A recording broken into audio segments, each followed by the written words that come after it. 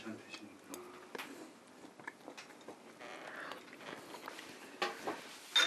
44살 박윤걸 씨. 밥 먹는 모습이 어딘가 부자연스러워 보입니다.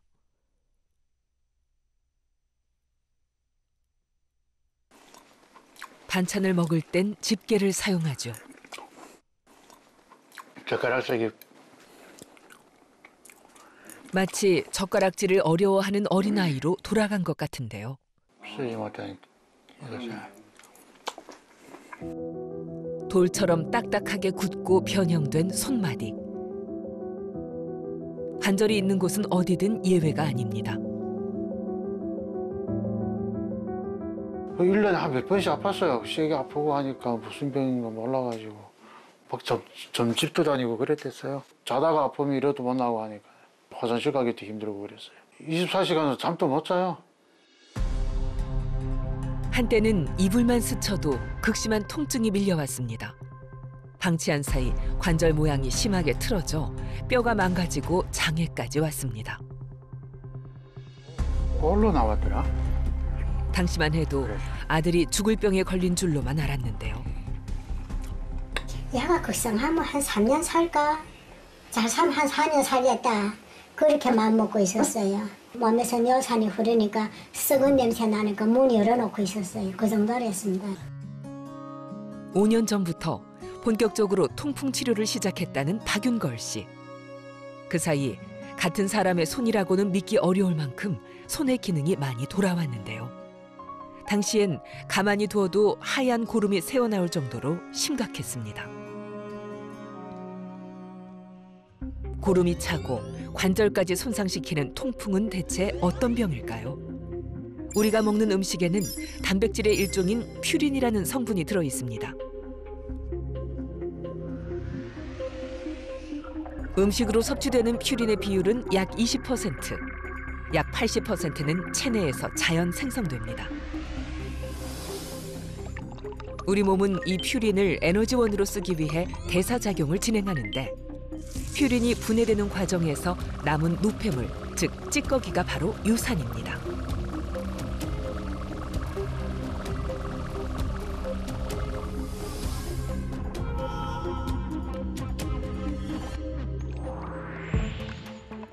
그런데 이 요산이 우리 몸에서 없어서는 안 될 중요한 역할을 하는데요. 활성산소가 정상세포를 공격해 노화와 질병을 일으킬 때 활성산소를 막는 방패처럼 항산화 작용을 합니다.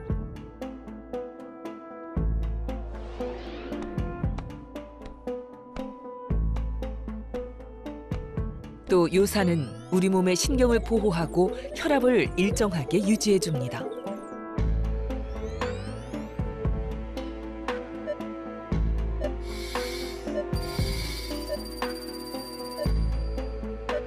하지만 퓨린을 과하게 섭취해 요산이 필요 이상으로 만들어지거나 제대로 배출되지 못하면 혈액 속 요산 수치가 올라갑니다. 이렇게 요산 수치가 높아지면 발과 무릎, 손 등의 관절과 연골, 귓바퀴 등 체온이 낮은 부위에 요산 결정이 쌓이면서 관절에 변형을 일으키는데요. 이때 체내에 있는 백혈구는 이 요산 결정을 적으로 알고 공격하는데 그 순간 염증 물질이 나오면서 엄청난 통증이 발생합니다.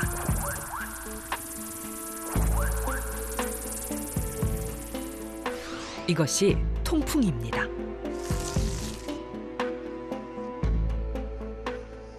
통풍은 바람만 스쳐도 아프다는 말처럼 극심한 통증을 유발하는 관절염이 되겠습니다.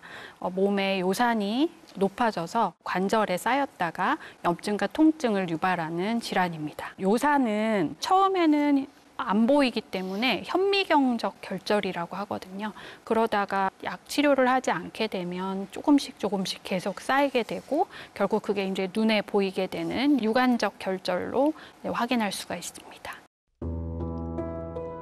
20년 넘게 결절이 쌓이고 쌓인 박윤걸 씨. 팔꿈치와 귓바퀴까지 통풍 결절이 혹처럼 박혀 있는데요.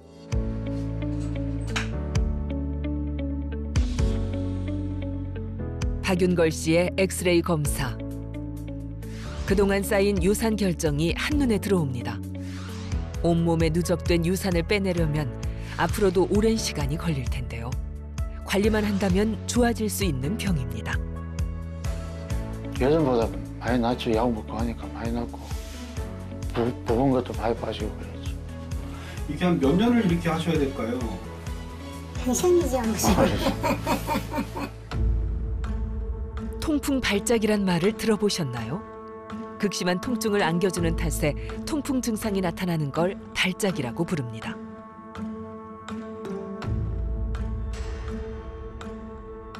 구르지도 못해요.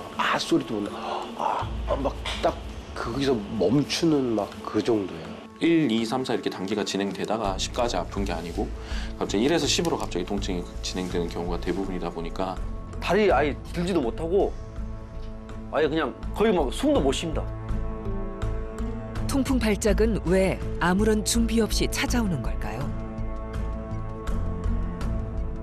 우리 몸은 이 요산 결정이 모양이 변할 때 통풍 발작을 유발합니다. 크게 두 가지가 있는데 갑자기 고요산 혈증을 유발하는 퓨린이 많은 음식을 먹었을 때죠. 그러면 혈중 요산이 올라가고 그것들이 이제 말초 관절에 가서 더 더덕더덕 붙는 거죠. 그러면서 염증을 유발하는 거고요. 반대로 혈중 요산을 갑자기 낮춰버리면 쌓여있던 요산이 녹아서 나오게 됩니다. 그러면서 또 결정 모양이 바뀌게 되면서 통풍 발작을 또 유발할 수 있습니다. 특히 발에 통풍 증상이 잘 나타나는데 새벽이 되면 더 심해집니다.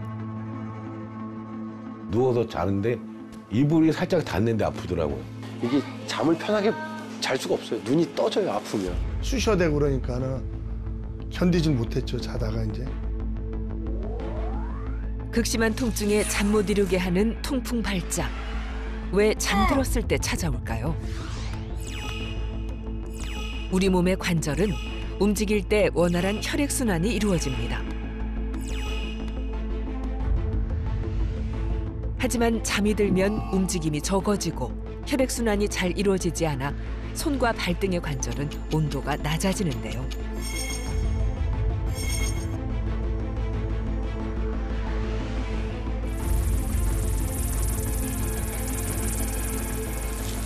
온도가 낮은 곳에 잘 생기는 유산 결정은 심장과 먼 팔다리 쪽에 더 많이 쌓이게 되고 이때 염증과 심한 통증을 유발하면서 통풍 발작이 나타납니다.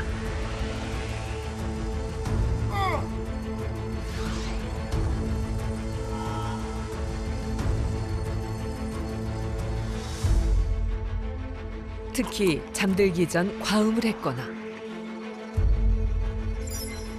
퓨린이 많이 함유된 음식을 먹었다면 통풍 발작이 발생할 확률은 더 높아집니다. 보통 제 전날 퓨린이 많은 음식을 드시고 주무시면 요산 수치가 밤중에 올라가겠죠. 그러면 이제 말초 관절로 가서 요산이 쌓이는데 근데 또 하필 새벽에 에너지를 제일 덜 쓰게 되니까 체온이 낮은 상태가 됩니다. 그래서 요산 결정이 밤중 새벽에 제일 많이 쌓이는 걸로 알려져 있습니다. 그래서 통풍 발작이 새벽에 잘 생기는 것으로 되어 있습니다. 문제는 통풍 발작을 경험하고도 그게 통풍인 줄 모른다는 건데요. 극심한 통증에 다리가 부러진 줄 알고 정형외과를 찾는 경우도 많습니다. 68세 소무익 씨도 원인을 알 수 없어 오랜 세월 헤맸습니다. 한 5년 전부터 있었는데 몰랐어요, 저는. 이 통풍인 줄. 볼록 튀어나오니까 아파서 여기서 바늘을 콕 주시는 기분이에요. 안녕하세요. 안녕하세요. 네, 그 사이에 잘 지내셨어요? 네, 많이 아프진 않으셨어요? 조금씩 아픕니다. 조금 아프세요? 네네. 어디가 주로 아프시면? 손하고 여기 결절이 네, 있는데 네. 요산은 4.4일 때도 있었고 5일 네네. 때도 있었고 네네. 조금 높으실 때는 6.7일 때도 있고 맞네. 예. 그래서 4에서 5 사이로 조절이 되면 요산 결절이 더 빨리 없어지거든요. 아, 그래요? 네, 그래서 지금 지난 2년간 집중 치료를 받으면서 요산 수치가 잘 관리되고 있습니다. 일반인의 경우 혈액 1dl에 들어있는 요산은 약 4에서 5 정도. 여성은 6 이하, 남성은 7 이하가 정상 범위인데요. 요산 수치가 높다고 무조건 통풍이 오진 않지만 요산이 9 이상일 경우 5년 이내 통풍이 발병할 확률이 20%가 넘습니다. 초음파를 통해 요산 결정이 있는지 살핍니다. 이 부분이 좀 닿으면 굉장히 아파요. 과거 요산을 긁어내는 수술을 받았던 소무익 씨. 하지만 수술 후에도 결절이 생기고 통증이 나타나는 상황이 반복되고 있습니다. 왼손과 오른쪽 중지는 물론 오른발 복숭아뼈도 왼발과 달리 볼록 튀어나온 것을 볼 수 있는데요. 손 군데군데 하얗게 요산이 쌓여 있는 게 관찰됩니다. 소금물도 보시면 소금을 계속 붓다 보면 녹는 점 이상이 되게 되면 그냥 결정으로 돌아다니게 되잖아요. 그게 마찬가지라고 보시면 되겠고, 피가 세게 흐르는 부위에서는 쌓이지를 못하는데 저 말초로 가면 혈관은 작고 그다음에 피는 천천히 흐르고 그다음에 차가워져서 결정은 더 만들어지니까 관절 주변으로 가서 콕콕 쌓이지 않을까 생각이 듭니다. 엄지발가락, 그다음에 발 뒤꿈치, 그다음에 복숭아뼈, 손가락, 그다음에 귓바퀴 이런 데 잘 생길 수 있습니다. 그런데 약을 잘 먹고 관리를 하면 이 통풍 결절들이 사라질까요?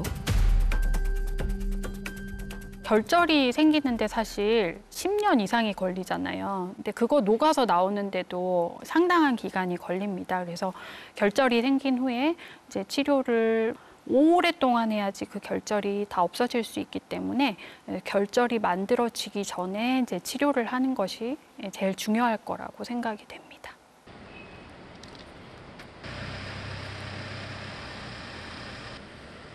통증으로 시작해 관절까지 변형시키는 질병, 통풍. 통풍은 한번 발병하면 일상생활을 할 수 없을 정도로 치명적인데요. 공장을 운영하는 그에겐 크나큰 걸림돌입니다. 날마다 영업도 나가고 또 업무도 봐야 되고 또 현장에 공장에도 일도 도와줘야 되고 그런데 참지요 많이. 참고 견뎌야 되니까. 평화롭다가도 어느 날 폭풍처럼 찾아오는 통증. 지금 통풍을 방치하고 있다면 평범한 일상은 언제든 위협당할 수 있습니다. 그런데 통풍 환자들 중에는 유독 술과 고기를 즐겼다는 사람들이 많습니다. 자꾸만 입맛을 당기는 음식의 유혹. 거기에는 예상치 못한 고통이 기다리고 있습니다. 그 전날 좀 술자리에 있어서 술을 먹고 다음날 일어났는데 엄지발가락이 엄청 아프더라고요. 돼지고기 딱 먹고 난 뒤에는 바로 한두 시간 있으면 이 부분이 볼록 뛰어나요. 순댓국 같은 거 많이 먹어요. 내장탕. 거의 뼈다귀탕, 뭐 갈비탕, 설렁탕. 그런 음식 편하니까 후루 마시고. 음식에 밴 식습관을 고치기란 쉽지 않죠. 통풍을 유발하는 성분인 퓨린은 우리가 먹는 음식에 골고루 들어 있습니다. 어떤 음식을 가려 먹으면 좋을까요? 요산이 이제 생성되기 전 이제 전구 물질이 퓨린이거든요. 이제 퓨린은 모든 세포 활동에서 생성되는 물질입니다. 그래서 세포 생성 활동을 하는 모든 음식에는 퓨린이 들어가 있는데요. 근데 그 퓨린이 아주 많은 음식이 맥주 같은 술이 되겠고요. 육수, 고기를 딸린 물, 퓨린의 덩어리라고 보셔도 될 것 같습니다. 그 외에도 이제 시금치와 같은 채소에도 퓨린이 많은 것으로 되어 있고요. 붉은 고기류인데 그 안에서도 내장육 이런 것들이 퓨린이 많은 음식으로 알려져 있습니다. 최근에는 음료수를 만드는 액상 과당이 또 요산을 올리는 음식으로 알려져 있습니다. 내장류와 등푸른 생선, 술도 통풍 환자가 주의해야 할 음식인데요. 흔히 맥주 이외 다른 술은 통풍과 큰 연관이 없다고 생각하는 사람들이 많습니다. 술은 맥주만 조심하면 될까요? 네, 그거는 아닙니다. 네, 퓨린이 많은 거는 맥주가 맞기는 한데요. 소주 같은 경우에는 퓨린 자체는 높지는 않은데요. 알코올 도수가 높습니다. 이 알코올이 신장에서 요산을 배출하는 걸 엄청나게 방해를 하게 되거든요.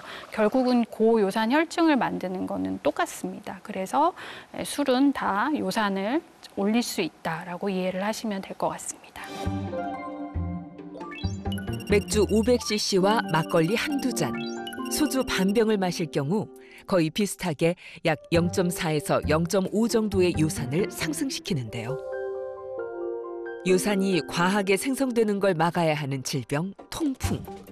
특히 요산을 만드는 퓨린은 등푸른 생선, 육류, 내장류에 많습니다.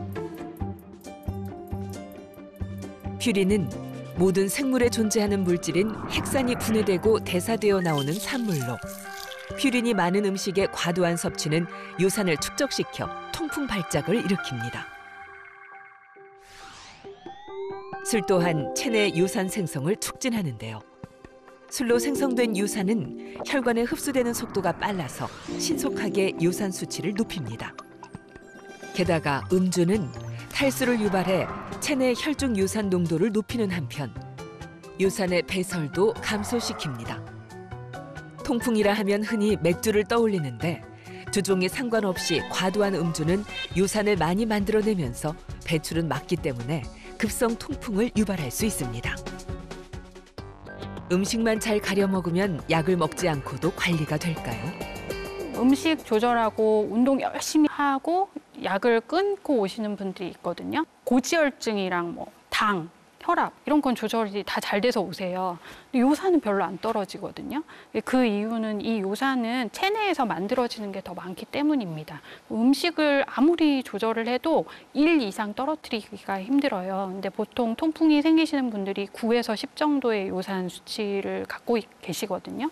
그러면 이제 떨어져 봐야 8, 9 정도가 떨어지는 거죠. 그러면 언제든지 통풍 발작을 유발할 수 있고 이제 그 갭만큼 계속 몸에 쌓이게 됩니다. 결국은 요산 조절제를 드셔야지 우리가 원하는 요산 수치를 유지할 수 있기 때문에 약을 드시면서 관리를 하셔야지 음식 조절만 한다고 이 요산이 조절이 되지 않는 것으로 알고 계시면 될 것 같습니다.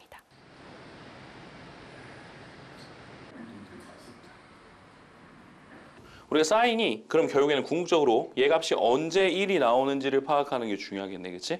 자, 루트 3분의 1이 수학 강사로 일하는 젊은 통풍 환자 오정원 씨. 그는 20대 젊은 나이에 통풍이 찾아왔습니다. 2, 3. 고기를 많이 먹거나 술을 마신 다음 날은 어김없이 통풍 발작이 찾아왔는데요. 그럴 때마다 응급실에 실려가기를 여러 번. 서 있는 것조차 곤욕일 때가 많습니다. 아파도 강의는 해야 되는데 이제 사실 서서 수업하는 경우가 되게 많기 때문에 저 같은 경우에 이제 발작이 무릎으로 오게 되는데 통증이 제일 적을 수 있는 각도를 찾아서 그 상태를 유지를 하면서 좀 수업을 하려고 노력을 하고 통증이 있을 때는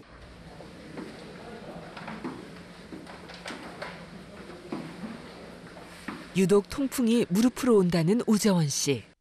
무릎이 붓고 열이 나면서 걷기 어려운데요. 무릎에 물이 차는 일도 반복되고 있습니다.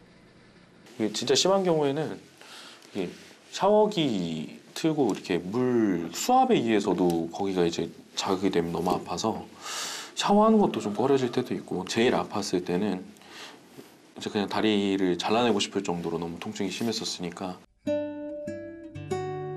31살 젊은 오정원 씨의 발목을 잡고 있는 통풍. 결국 통증이 가시질 않아 병원을 찾았습니다. 발을 땅에 디디는 것조차 쉽지 않습니다. 왜 자꾸만 이런 통증이 반복될까요? 걸어 들어올 때 아까 쩔뚝거리더라고요. 네. 지금 어느 쪽 무릎이 안 좋으신 거예요? 왼쪽 무릎이 부어오르기 시작했고 네. 며칠 됐어요? 지금 3일 전부터 붓기 시작을 네. 해가지고 엊그제 절정으로 부었다가 지금 갖고 있던 비상약으로 조금 효과가 있어서 조금 붓기가 약간 사그라든 상태. 현재 그의 요산 수치는 10.7, 기준치보다 3 이상 높게 나타났습니다. 3일 전에 요산이 많은 걸 먹었을까요? 식단에서 사실 딱히 뭐 이렇게 요산이 많았던 걸 뭐 많이 먹거나 그러지는 않았고. 그래요? 네, 최근에 계속 많이 걸어서. 많이 걸어서. 네. 많이 걷는 것도 영향은 있죠. 그리고 그때 끝나고 나면 무릎이 조금 열감이 있고 이러다가 붓기가 좀 있고 그래서 밤마다 아이싱을 하면서 잠을 잤거든요. 무리한 운동을 하면 급성으로 염증이 퍼질 수 있는데요. 거기가 엄청 아파요. 이런 거. 네. 하얗게. 무릎 관절이 뜨겁고 부어오른 상태. 이게 지금 물이거든요. 이렇게. 까만 게 물이고 이렇게 하얀 게 덩어리, 염증 세포들 덩어리고 이런 게 이제 요산 결정들인 것 같아요. 하얗게 반짝이는 게. 90% 이상 발가락과 발목 관절에 나타난다는 통풍. 오재원 씨처럼 손발이 아닌 무릎에서 시작하는 경우도 있습니다.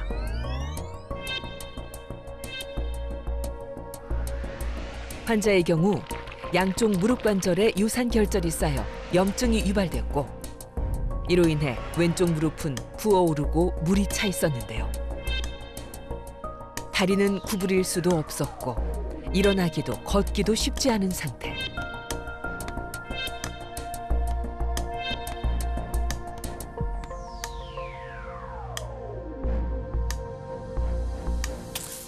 치료를 위해 관절에 물을 빼고 염증을 줄이기 위한 스테로이드 처방을 받았습니다.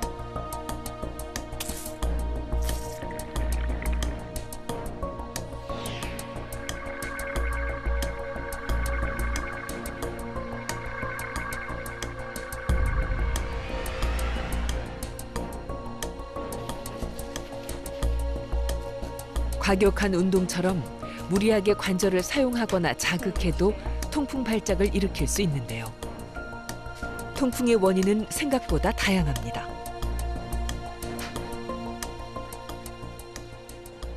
갑자기 통풍 발작이 생기는 원인에는 급격하게 요산을 올릴 수 있는 음식을 복용하는 것, 거기에 이제 외상, 다친 경우, 그다음에 오래 걷는 경우, 그다음에 또 무리하게 운동을 하면 통풍 발작이 오히려 더 생길 수도 있어서 이런 것들이 통풍을 유발하는 원인으로 알려져 있습니다. 통풍 치료의 기본은 약물 치료입니다. 통풍약은 비상약이라고 불리는 급성 통풍 치료제와 요산 수치를 낮추는 약으로 크게 구분하는데요. 먼저 급성 통풍 치료제는 통풍 발작이 나타났을 때 복용하는 것으로 관절의 염증과 통증을 줄이기 위한 코리친 성분의 약이나 소염 진통제를 말합니다. 그러나 요산 조절제를 먹지 않는다면 통풍 발작은 언제든 찾아올 수 있는데요. 몸속에 있는 요산이 합성되는 것을 막아 요산 수치를 낮추는 요산 형성 억제제는 혈압약처럼 평생 복용해야 합니다.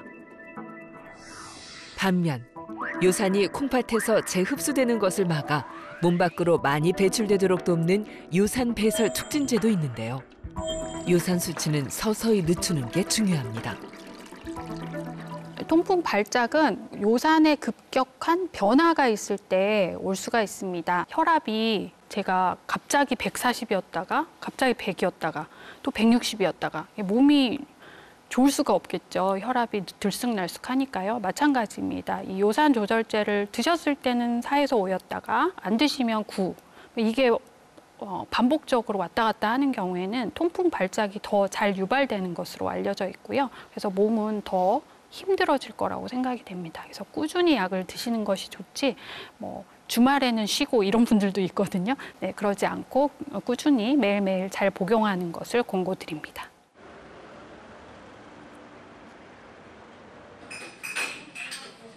통풍으로 10년을 고생한 박상민 씨. 이제 그는 통증을 잊고 삽니다.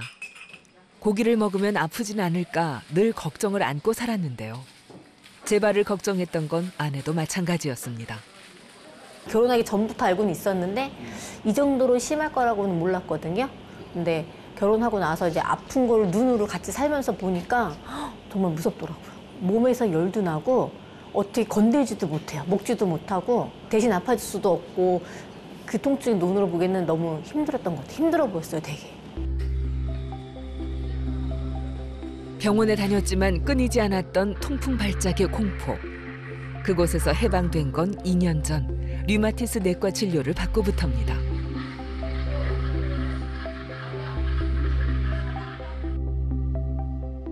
그 덕에 울퉁불퉁 튀어나왔던 통풍 결절들도 조금씩 줄어들고 있습니다. 한때 그는 만성 통증이 지속되면서 뼈가 녹는 증상까지 보였습니다. 기준치 7을 훌쩍 넘어 12를 넘겼던 그의 유산 수치는 전보다는 많이 안정됐죠. 안 걸려본 사람은 몰라요. 정말 아파요.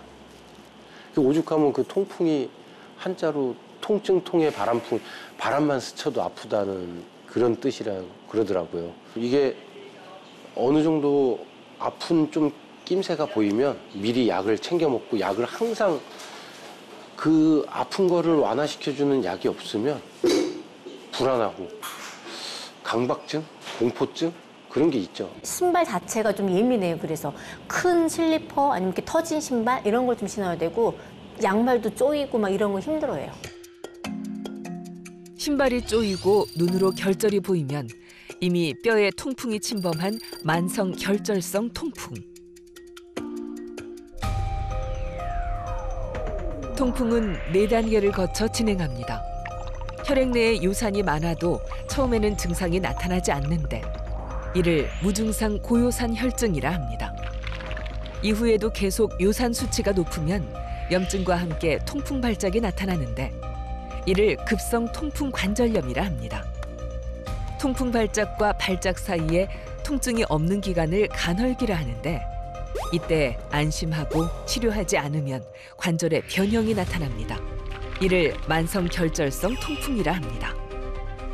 이 상태를 방치하면 유산은 콩팥과 방광, 요관과 요도 등에 쌓여 만성 콩팥병 등에 이를 수도 있습니다.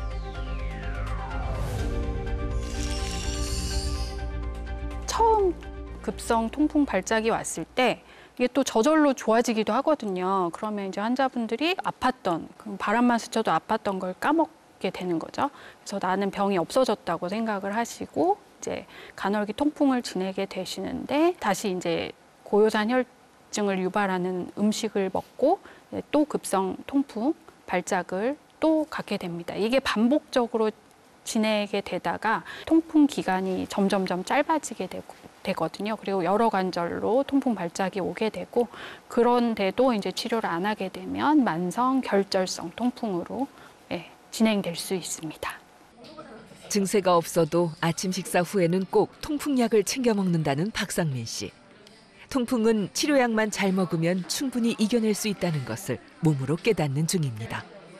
내가 지금 류마티스 내과에서 이 약을 먹는데 드셔보시라고 꼭 얘기를 해주고 해요.